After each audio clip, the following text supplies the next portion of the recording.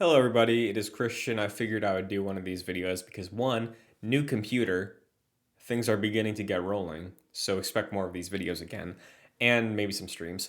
But two, something happened this morning that may decide the fate of Marvel's Avengers. And you could be saying, Christian, why are you doing this now? I don't care what you have to say. I want to hear what Jack Martin has to say about this. Why not wait for Excelsior? To that I say, fair. But the reason is that we're not recording Excelsior this week. Obviously, Doctor Strange is premiering, got the finale of Moon Knight.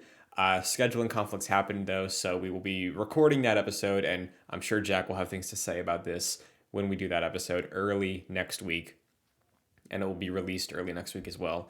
This past week's episode is up now on the channel, podcast services. We talked about the 10-year plan for the MCU that Kevin Feige is thinking up while he's getting his tan on, and Moon Knight episode 5. So that's up now if you want to watch that. But we're here today because this morning this happened.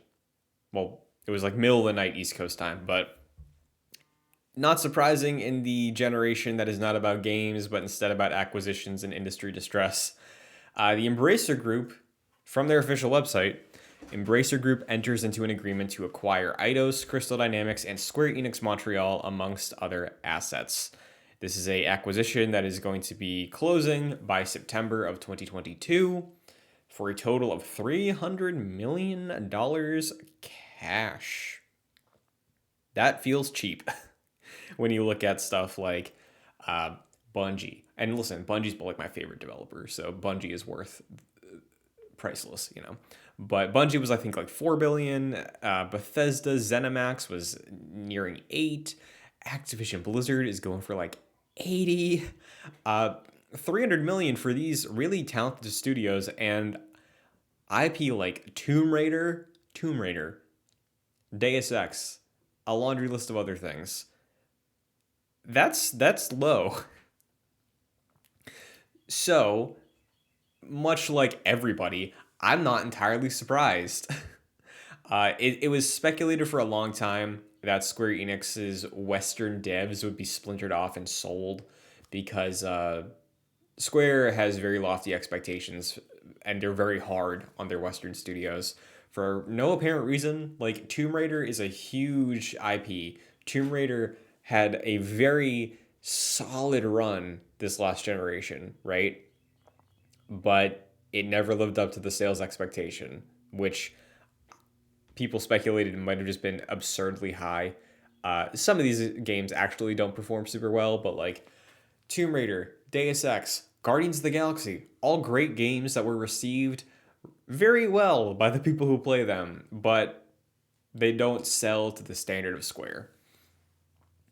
Since all that stuff of an entire generation of that standard, we also have seen moves like Crystal Dynamics announcing they're leading a new Tomb Raider game on Unreal 5.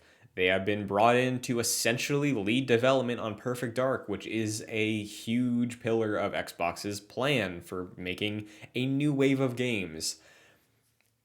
So it was like, at least on Crystal's front, people assumed that maybe Xbox would scoop them. This seems like it was probably a package deal, and maybe Xbox did not want the other studios or IP.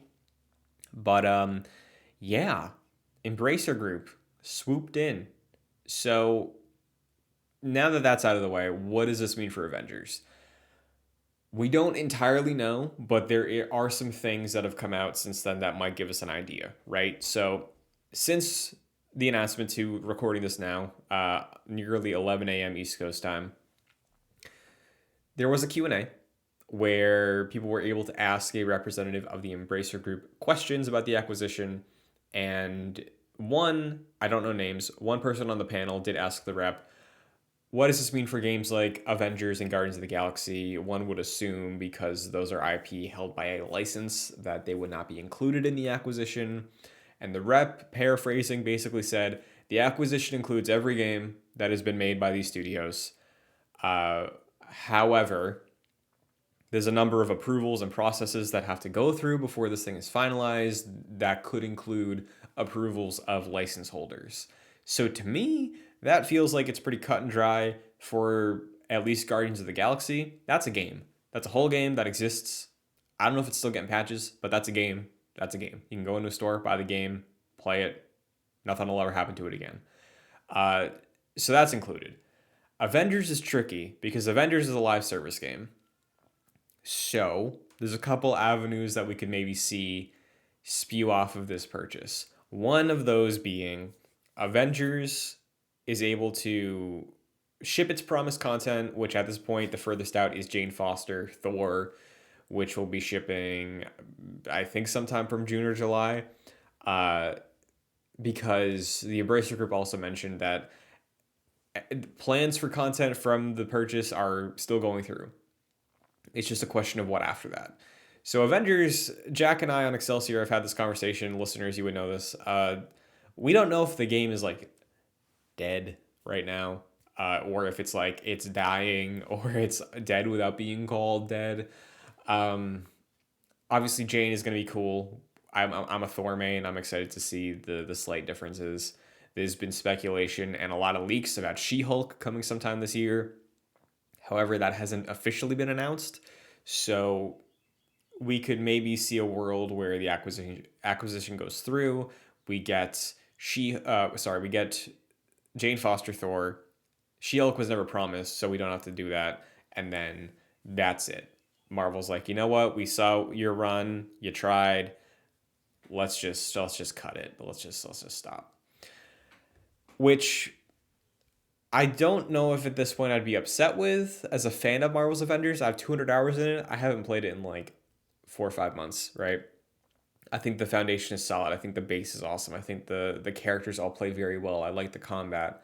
It's just everything else is kind of inconsequential. Uh, the other option is the optimist in me. Let's say the approval goes through. Marvel's like, yeah, whatever contract we have with them, we'll just throw onto you. You can keep doing what you want to do. The optimist in me looks at the Embracer Group and thinks, you're a rich company who is acquiring the only game that is based off of the second most popular IP in the cultural zeitgeist behind James Cameron's Avatar. Invest in it, right? Embracer Group, for those that don't know, is a very large company that owns Gearbox, who does Borderlands. They own, I believe, THQ Nordic. They own a lot. They own a lot. They got a lot of money. So I could see a world where, being given the opportunity, Embracer Group looks at the foundation of this game, sees what works, and decides to dump truckloads of money to expand the Crystal team, or maybe just make a new Avengers focused team. Because as of right now, we don't know like exact workings of Crystal Dynamics, but considering they're working with Xbox, they're working on Tomb Raider now, and the only substantial stuff that Avengers has been getting since Spider-Man are cosmetic skins, it feels like the Avengers team is small. And Square Enix hasn't really talked about Avengers at all in public since, I think, War for Wakanda promotion. To at least my knowledge, like the Avengers blog happens every week, but in official Square Enix stuff, I haven't seen them even in financials talk about this game. So it seems like they were trying to just distance themselves from it, at least on the outside as a fan.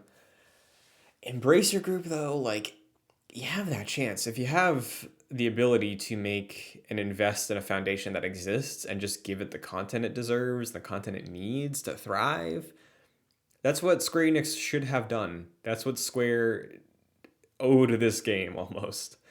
So, do I think that's going to happen? I think anything's possible right now. Do I expect it to happen? Not really. But I mean, hey, if it was my call, if I was the Embracer Group, I'm inheriting this game, which I do think is solid. It has people that enjoy it and want the best out of it. Just put money into new characters and maps and some modes. It's easier than making a whole game, you know? The game exists. So the questions will not be answered, but if this is closing by September, hopefully we can learn something by then.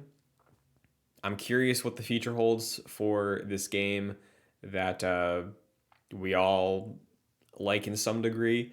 But yeah, at the end of the day, hope for the best for Crystal Square, Studios, Eidos, all that stuff.